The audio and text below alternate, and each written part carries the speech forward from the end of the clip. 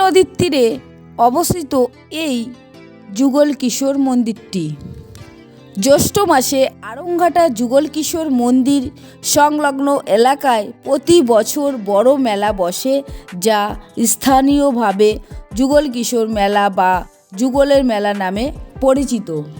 নদিয়া জেলায় আড়ংঘাটায় অবস্থিত প্রায় ৩০০ বছরের পুরনো যুগল কিশোর মন্দির এক ঐতিহাসিক ও ধর্মীয় স্থান। ১৭২৮ খ্রিস্টাব্দে মহারাজ কৃষ্ণচন্দ্রের পৃষ্ঠপোষকতায় ও গঙ্গারাম দাসের দ্বারা প্রতিষ্ঠিত এই মন্দিরে রাধা ও কৃষ্ণের যুগল মূর্তি পূজিত হয়। এই মন্দিরটি চুনি নদীর তীরে অবস্থিত। আপনারা পুরো ভিডিওটি দেখবেন, আশা করছি আপনাদের আজকের ভিডিও অনেক ভালো লাগবে। কৃষ্ণ ভক্ত গঙ্গারাম দাস বর্ধমানের সমুদ্রগড় থেকে আড়ংঘাটা এসে গোপীনাথ জিউর মন্দিরের পাশে এই মন্দির প্রতিষ্ঠা করেন। পুরো মন্দির আপনাদেরকে ঘুরে দেখাবো এবং পাশে রয়েছে চুরি নদীও আপনাদেরকে ঘুরে দেখাবো। নমস্কার বন্ধুরা, সবাই কেমন আছেন? আশা করছি সবাই ভালো আছেন। তো আমি ভালো আছি। আবার একটা নতুন ভিডিওতে আপনাদের সবাইকে জানাই অনেক অনেক ভালোবাসা। আজ আমি চলে এলাম আড়ংঘাটা যুগল মন্দিরে। পুরো মন্দির আপনাদেরকে ঘুরিয়ে দেখাবো এবং আপনারা কিভাবে আসবেন এই যুগল মন্দিরে পুরো ভিডিওটি আপনারা দেখবেন। তাহলে আপনারা যারা মনে করছেন এই যুগল মন্দিরে আসবেন, খুব সহজেই আপনারা চলে আসতে পারবেন। আর কিছুদিন পরই এই যুগল মন্দিরে শুরু হবে 1 মাসের জন্য মেলা। তো চলুন আপনারা পুরো ভিডিওটি দেখতে থাকুন, আপনাদের ভালো লাগবে। আমি কিভাবে গেছি এই আড়ংঘাটা যুগল মন্দিরে চলুন আপনারা একবার দেখে নিন। আমি 1 নম্বর প্ল্যাটফর্ম দিয়ে চলে এলাম। এখানে রয়েছে রেলগেট। এই রেলগেটের এসে আপনারা বলবেন আড়ংঘাটা যুগল মন্দিরে যাব, তাহলে আপনারা এখান থেকে টোটো পেয়ে যাবেন এবং আপনারা হেঁটেও যেতে পারবেন। আমি হেঁটেই যাচ্ছি, যেহেতু 5 থেকে 6 মিনিট লাগবে। তো একদমই সোজা রাস্তা, আপনারা এখান থেকে টোটো পেয়ে যাবেন এবং পায়ে হেঁটেও কিন্তু যেতে পারবেন খুব সহজভাবে। এখানে রয়েছে বড় ঠাকুরের মন্দির রয়েছে, তার পাশ দিয়ে কিন্তু এই রাস্তা, আর এই রাস্তা দিয়ে কিন্তু হাঁটলে 5 থেকে 6 মিনিট মতো লাগবে। তো আমি কিন্তু স্টেশন থেকে চলে আসলাম হেঁটে হেঁটে। এটা হলো মন্দিরের মূল প্রবেশদ্বার। দেখুন কত সুন্দর। এবার আমি ভেতরে যাব। আর কয়েকদিন পরেই কিন্তু জ্যৈষ্ঠ মাস, তখন কিন্তু এখানে বিশাল বড় মেলা হবে 1 মাসের জন্য। ওপরে রয়েছে রাধা কৃষ্ণ। দেখুন আজ কিন্তু পুরো ফাঁকা, আর যখন মেলা হবে তখন কিন্তু প্রচুর মানুষের ভিড় হয় এই মেলায়, আর প্রচুর দোকান বসে এখানে। নাগরদোলা থেকে বাচ্চাদের খেলনার থেকে অনেক দোকান এখানে বসে। মেলায় যে যা বসে সমস্তটাই এই মেলায় বসে, কাঠের জিনিস থেকে সমস্তটাই বসে। আর তখন মেলায় প্রচুর ভিড় হয়। দেখুন এখন পুরো ফাঁকা। আর জ্যৈষ্ঠ মাসের থেকেই কিন্তু এখানে 1 মাসের জন্য মেলা শুরু হয়। চলুন আপনাদেরকে এই মেলার মাঠটি ঘুরিয়ে দেখাবো এবং তারপরে কিন্তু আমি যুগল মন্দিরে যাব।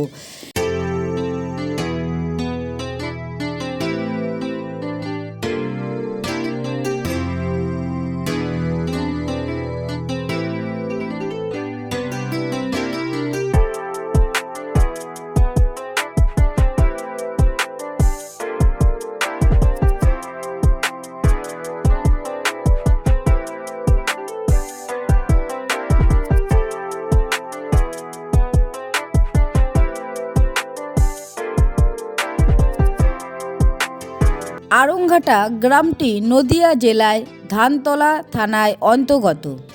শিয়ালদা গেদে লাইনের আড়ংঘাটা রেল স্টেশন থেকে খুব সহজেই টোটো এবং পায়ে হেঁটে এই মন্দিরে পৌঁছানো যায়। আমি এই প্রবেশ পথ দিয়ে এবার ভেতরে ঢুকছি, গিয়ে আপনাদেরকে পুরো মন্দির ঘুরিয়ে দেখাবো। খুব সুন্দর এই মন্দির। ৩০০ বছরের পুরনো এই যুগল কিশোরের মন্দিরটি। এই মন্দিরে ঢুকতেই রয়েছে একটি বটগাছ এবং বটগাছটা রয়েছে চারিদিক দিয়ে বাঁধানো রয়েছে। যখন এখানে মেলা হয় তখন কিন্তু প্রচুর ভিড় হয় এখানে। যারা দূর দূর থেকে আসেন এই বটগাছের নিচে বসে, একদম ঠান্ডা সুন্দর পরিবেশ। দেখুন এখন বাজে সকাল 8টা বাজে, অনেকেই কিন্তু এখানে বসে আছেন। দেখুন, চলুন আপনাদেরকে এবার আমি বটগাছের চারপাশটা ঘুরিয়ে দেখাই। এখানে আসলে এসে মানত করলে মানত ফলে। দেখুন, যারা মানত করে গেছে ডিল বেঁধে গেছে বটগাছের গোড়ায়। 300 বছরের পুরনো যুগল কিশোর মন্দির। এই মূল মন্দিরের সামনেই কিন্তু এই বটগাছটি রয়েছে। বিশেষ করে মেলার সময় কিন্তু প্রচুর ভিড় হয়। দেখুন, পুরো এই বটগাছের চারপাশটা বাঁধানো রয়েছে।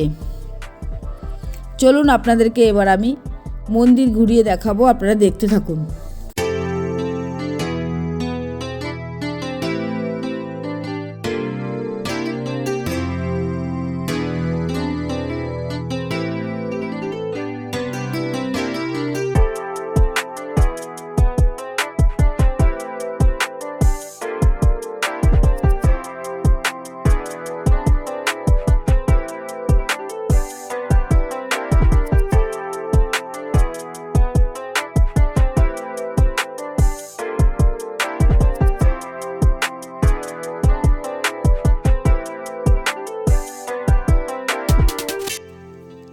এবার আমি মূল মন্দিরে প্রবেশ করছি। দেখুন, এখানে রয়েছে সিঁড়ি। এখানে সিঁড়ির পাশে জুতো রেখে তারপরে কিন্তু আমি এবার মূল মন্দিরে প্রবেশ করলাম।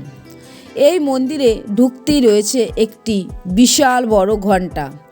আমি ছোটোবেলায় এই মন্দিরে অনেক আসতাম, তখন এই ঘণ্টাটা আমি হাত দিয়ে ধরতে পারতাম না, কিন্তু এখন কিন্তু আজ দেখুন আমি কিন্তু ঘণ্টা বাজিয়ে নিলাম 3বার। যারা আসেন এই মন্দিরে এই ঘণ্টাটা প্রত্যেকেই বাজায়। দেখুন, মন্দিরের ভেতরটা আপনাদেরকে আমি ঘুরিয়ে দেখাচ্ছি, আপনারা দেখতে থাকুন। খুব সুন্দর।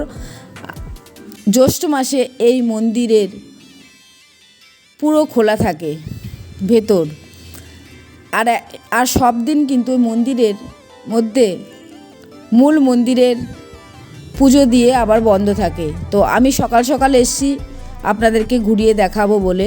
দেখুন, আপনারা দেখতে থাকুন, আপনাদের ভীষণ ভালো লাগবে।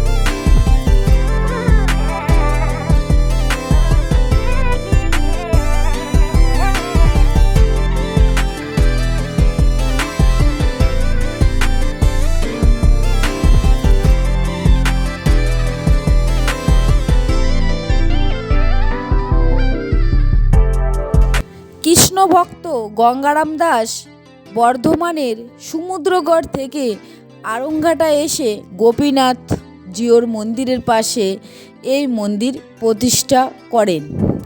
গঙ্গারাম দাস বৃন্দাবন থেকে প্রাপ্ত কৃষ্ণ বিগ্রহ স্থাপন করেন।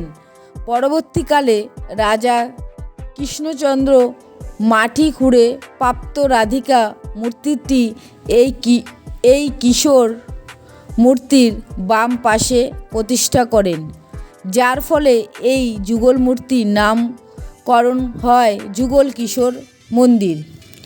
আপনাদেরকে আমি পুরো মন্দির ঘুরিয়ে দেখালাম। চলুন এবার আপনাদেরকে মন্দিরের চারপাশের পরিবেশটা ঘুরিয়ে দেখাবো এবং আমি আপনাদেরকে দেখাবো এই মন্দিরের পেছনে রয়েছে চুনি নদী, পুরো আপনাদেরকে ঘুরিয়ে দেখাবো। আপনারা দেখতে থাকুন, আর ভালো লাগলে কিন্তু অবশ্যই চ্যানেলটি সাবস্ক্রাইব করবেন। অনেক বড় জায়গা নিয়ে এই যুগল কিশোর মন্দিরটি। মূল মন্দিরের পাশে রয়েছে সিঁড়ি, এই সিঁড়ি দিয়ে এবার আমি ওপরে উঠছি, চলুন আপনারা দেখতে থাকুন।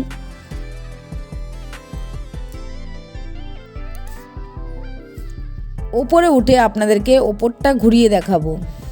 ছোটোবেলা যখন এসেছিলাম তখন কিন্তু ওপরে এখানে ঠাকুর ছিল, কিন্তু আজকে কিন্তু ঠাকুর আমি দেখতে পাইনি, আর আপনাদেরকেও আমি দেখাতে পারিনি। দেখুন ওপরে ঠাকুর ছিল, কিন্তু এখন আর ঠাকুর নেই। দেখুন ছাদের পরিবেশটা আপনাদেরকে ঘুরিয়ে দেখাচ্ছি। অনেক বড় জায়গা নিয়ে এই যুগল কিশোর মন্দিরটি।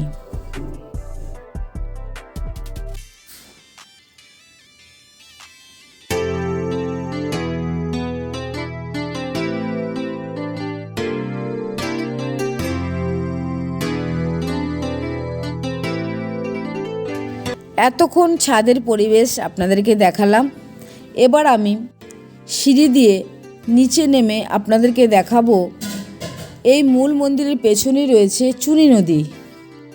দেখুন এবার আমি যাচ্ছি, আপনাদেরকে চুনি নদী দেখাবো। এই মন্দিরে রয়েছে গোশালা, দেখুন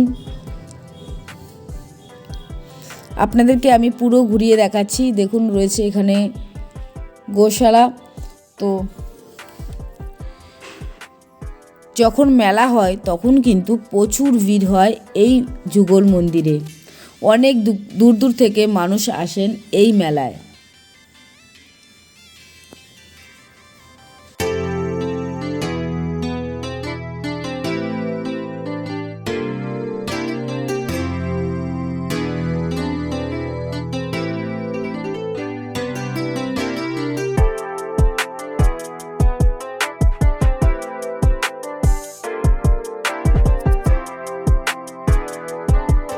আপনারা যদি মনে করেন এই যুগল মন্দিরে এসে ভোগ খাবেন, তাহলে কিন্তু আপনাদের সকাল সকাল আসতে হবে, এসে কিন্তু বলতে হবে যে ভোগ খাবো, তাহলে কিন্তু আপনারা ভোগ খেতে পারবেন।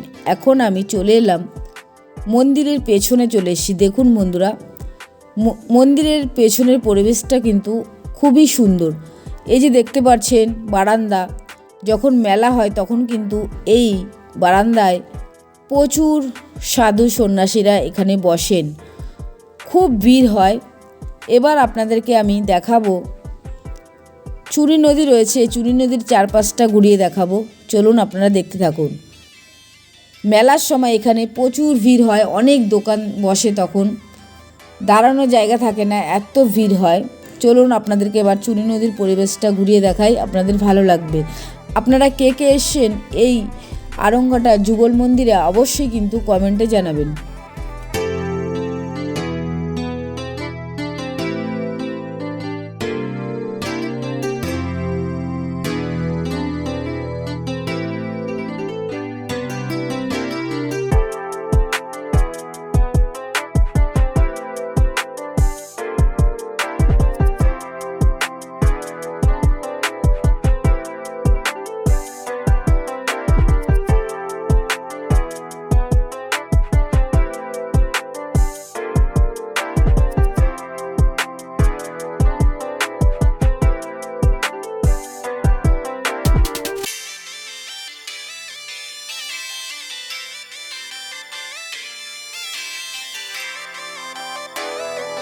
এই চুনি নদীর পাশে রয়েছে শিব মন্দির এবং রয়েছে একটি গাছ, আর গাছের গোড়াটা কিন্তু পুরো বাঁধানো রয়েছে।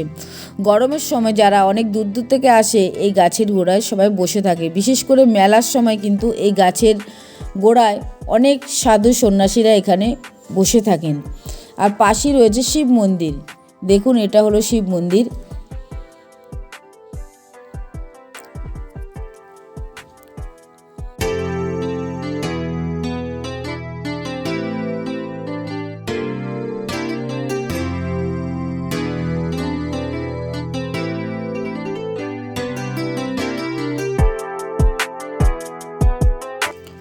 চুনি নদীর তীরে অবস্থিত এই আরংঘাটা যুগল কিশোর মন্দিরটি। এখন আমি আপনাদেরকে চুনি নদীর পরিবেশটা ঘুরিয়ে দেখাচ্ছি, আপনারা দেখতে থাকুন।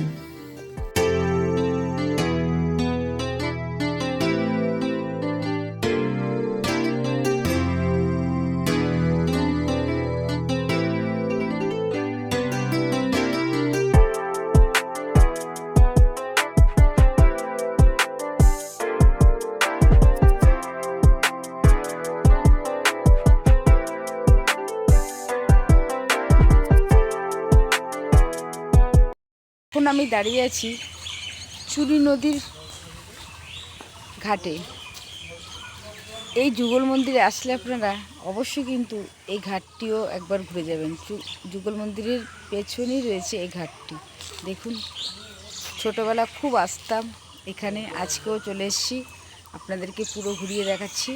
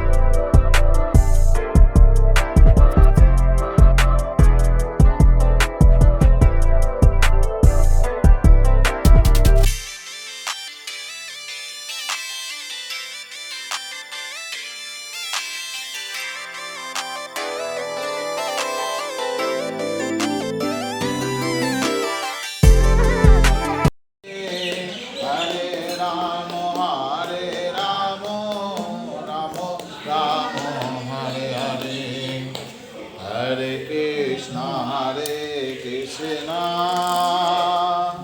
জয় যুগল কিশোর, জয় রাধা রানী, জয় রাধা মাধব, জয় মদন মোহন, জয় চলে জানতে পারছে।